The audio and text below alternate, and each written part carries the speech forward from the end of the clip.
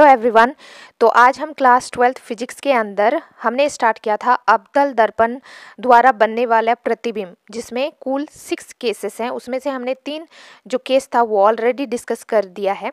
तो उन सारे और उससे भी इसके अलावा मैंने काफ़ी ज़्यादा इंपॉर्टेंट और क्वेश्चंस डिस्कस किया है। अगर आपने उन सारे वीडियोज़ को मिस कर दिया है तो आप प्लीज़ डिस्क्रिप्शन बॉक्स जरूर चेक करें, वहाँ पर उन सारे वीडियोज़ का लिंक है, तो आप वहाँ से देख सकते हैं। ठीक है, तो आज हम बाकी 3 जो है केस अवतल दर्पण में देख लेते हैं।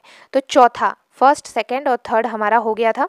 अब हम देखेंगे कि चौथा जो है वो हमारा क्या है। ठीक है, देखिए चौथा जो केस है वो बिंब की स्थिति अब कहाँ है, वक्रता केंद्र और फोकस के बीच। ठीक है, वक्रता केंद्र और फोकस के मध्य है।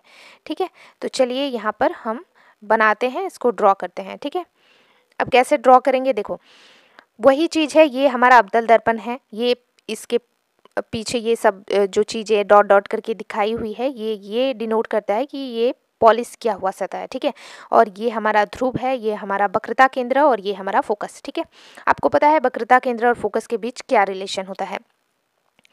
आशा करती हूँ, आई होप कि आपको ये सारे चीज़ें पता है, क्योंकि मैंने बताया है। ठीक है, इसके पहले वाले वीडियो में।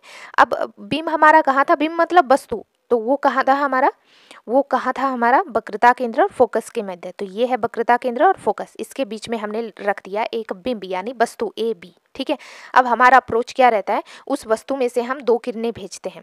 ठीक है, पहला जो किरण हमने भेजा वो समांतर रेखा भेजा, यहाँ पर आप देख सकते हैं। ठीक है, जो दर्पण से टकराकर फोकस से होकर ये देखिए बाहर निकल गया। ठीक है, और दूसरा जो हमने किरण भेजा वो वक्रता केंद्र से होकर भेजा। तो हमें पता है वक्रता केंद्र से होकर जब कोई दूसरा हमने भेजा, देखो पहला जब कोई प्रकाश किरण समांतर जाता है तो वो फोकस से होकर निकलता है, ये आपको पता था। दूसरा भी पता था कि जब कोई किरण वक्रता केंद्र से होकर जाता है तो वो वक्रता केंद्र से ही वापस लौटता है। ये 2 किरणों के बारे में हमने इसके प्रीवियस वीडियो में बात किया था। अब तीसरा आपको ध्यान रखना है कि जब कोई प्रकाश किरण फोकस से होकर गुजरता है ना, तो वो समांतर निकल जाता है। मतलब समांतर भेजते हैं तो फोकस से निकलता है, फोकस से भेजेंगे तो समांतर निकल जाएगा। ठीक है, तो हम क्या करेंगे, हम इस बार एक किरण भेजेंगे जो कि फोकस से होकर जाएगा। देखिए तो ये समांतर होकर यूं निकल गया। अब प्रतिबिंब का लोकेशन हमें तब मिलता है जब 2 किरणें जहाँ पर मिलती है। तो यहाँ पर आप देख सकते हैं ये जो किरण है जो समांतर हमने भेजा ये फोकस से यूं निकला, दूसरा फोकस से होकर भेजा तो ये समांतर होकर ऐसे निकला।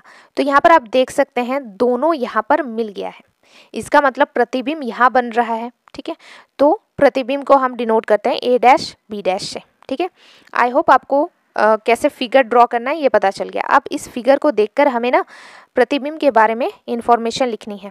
पहला प्रतिबिंब की स्थिति बतानी है, कहाँ है आप देख सकते हैं, कहाँ है आप देख सकते हैं, वक्रता केंद्र के इस साइड यानी सी से परे। ठीक है, दूर है वक्रता केंद्र से। ठीक है, आकार की बात करें तो बिंब से बड़ा है, आप देख सकते हैं बिंब का आकार और प्रतिबिंब का आकार। प्रकृति अगर देखें नेचर तो आप देख सकते हैं ये वास्तविक है, क्योंकि ये अपने आप किरणें मिल रही है, मुझे कोई एफर्ट लगाने की जरूरत नहीं है। और उल्टा है, आप देख सकते हैं प्रतिबिंब जो है उल्टा बना है और वस्तु हमारा सीधा है। ठीक है, तो ये हमारा चौथा केस था। अब चलिए देखते हैं 5वां केस क्या है। वो है बिंब की स्थिति, इस बार बिंब की स्थिति है एफ पर यानी फोकस पर। तो ये हमने अगेन से एक अवतल दर्पण बनाया, ये हमारा ध्रुव, ये फोकस, ये वक्रता केंद्र, और वस्तु यानी बिंब कहाँ है, वक्रता केंद्र फोकस पर है। राइट, तो यहाँ पर आप देख सकते हैं हमने फोकस पर वस्तु रख दिया। अब हम 2 किरणें भेजेंगे अगेन से। पहला किरण हम भेजेंगे, कहाँ से भेजेंगे, समांतर, यहाँ पर आप देख सकते हैं ये हमने समांतर, इसके समांतर भेज दिया।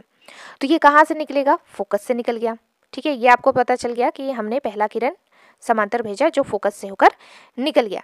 अगर हम दूसरे किरण की बात करते हैं तो दूसरा किरण हमने कहाँ भेजा, दूसरा किरण हमने भेजा वक्रता केंद्र से होकर। देखिए वक्रता केंद्र से होकर हमने भेजा तो वो वापस लौट गया वक्रता केंद्र में ही।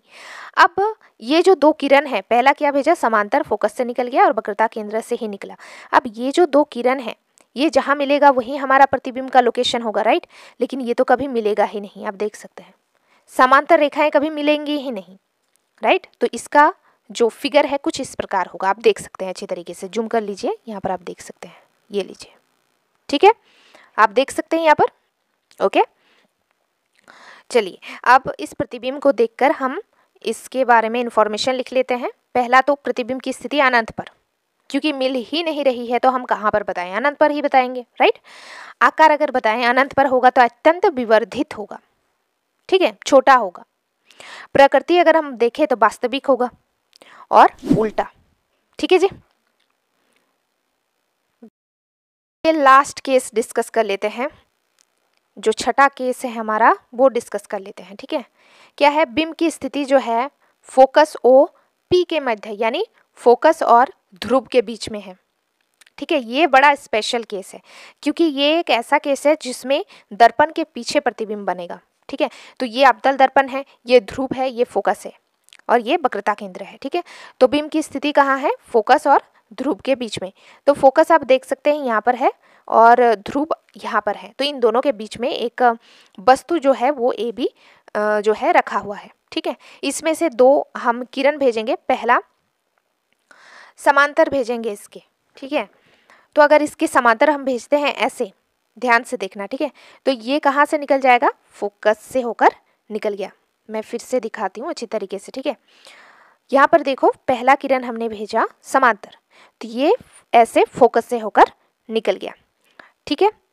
अब दूसरा कलर पे मैं बनाने की कोशिश करती हूँ ताकि आपको दिखाई दे, ठीक है। दूसरा आप देख सकते हैं यहाँ पर हमने दूसरा किरण जो है वक्रता केंद्र से होकर भेजा, तो ऑब्वियसली है ये वक्रता केंद्र से होकर ही वापस लौट जाएगा। ये हमने दो किरण भेज दिया। अब आप यहाँ पर बताइए, ये कभी भी आपस में नहीं मिलेंगे, लेकिन दर्पण के पीछे इसको जरूर से मिला सकते हैं। तो दर्पण के पीछे जब हम मिलाएंगे ना, तो आपको डॉट डॉट करके मिलाना है, ठीक है, क्योंकि ये दर्पण के पीछे है, तो ऐसे डॉट डॉट डॉट डॉट करके मिलाना है। ये जहाँ पर मिल जाएगा वहाँ पर हमारा प्रतिबिंब है, ठीक है, प्रतिबिंब वहीं पर एक्चुअली बन रहा है, ठीक है जी। अब देखिए ए डैश बी डैश से हम दिखाते हैं और ये वस्तु से काफ़ी ज़्यादा बड़ा है ना, और दर्पण के पीछे बन रहा है, तो ये काफ़ी स्पेशल वाला केस बन जाता है, ठीक है। अब इसको देखकर हम क्या करेंगे, इसके बारे में लिख लेते हैं।